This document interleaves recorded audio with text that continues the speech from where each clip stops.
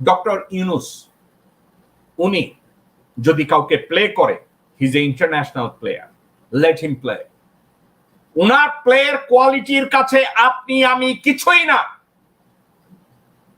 ওনাকে প্লে করতে দেন। ডক্টর ইউনুসের সামনে ভারতীয় কর্তৃপক্ষ শিশু আন্তর্জাতিক পর্যায়ে। আমার আপনার কপাল ভালো যে আমার দেশটাকে এখন একজন নোবেল বিজয়ী রিপ্রেজেন্ট করছে, যার সামনে ভারতীয় কুত্তার বাচ্চারা বলদের মতো গৈর খায়, তার সামনে দাঁড়াতে পারে না। আপনারা এটা মনে করেন না আমি বিএনপি করি না, জামাত করি না, তো সেক্ষেত্রে আমার কি তারা এখন ক্ষমতা চাচ্ছে না। আমি এটাও চাই না ডক্টর ইউনুস 20 বছর ক্ষমতায় থাকুক, কারণ ওনার বয়স 84 বছর। কিন্তু একটা জিনিস, এই মুহূর্তে ওনাকে নিয়ে যে দানবীয় খেলা চলছে এটা বন্ধ হোক।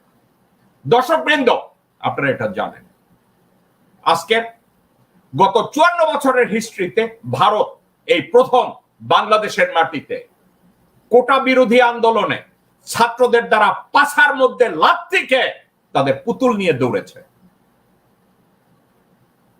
এখন এই মুহূর্তে ডক্টর ইউনুসকে যদি সরানো হয়, বাংলাদেশের অর্থনীতি অলরেডি জাহান্নাম, আরো জাহান্নাম অবস্থা হবে।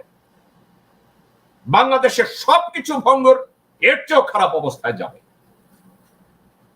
মির্জা ফখরুল ইসলাম আলমগীরের মতো লোকের কথা কারোই শোনা উচিত। বিএনপির মতো রাজনৈতিক দলের কথা এই মুহূর্তে আদৌ শোনা উচিত না।